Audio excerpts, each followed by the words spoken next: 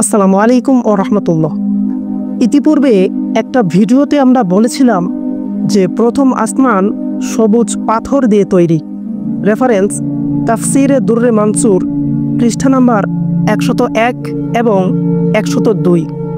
এখন প্রশ্ন হলো, প্রথম আসমান যদি সবুজ পাথর দিয়ে তৈরি হয়ে থাকে তাহলে আমরা নীল দেখতে পাই কেন?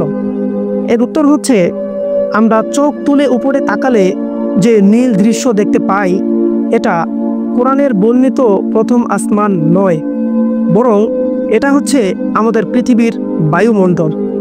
এখন প্রশ্ন হলো, এটাকে আমরা নীল দেখে কেন? সূর্য রশ্মিতে বিভিন্ন তরঙ্গ দৈর্ঘ্যের মোট 7টি আলো বিদ্যমান।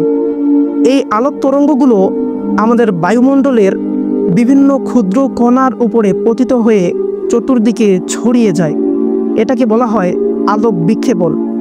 আমরা জানি যে আলোর তরঙ্গ দৈর্ঘ্য যত কম সেই আলোর বিক্ষেপণ তত বেশি।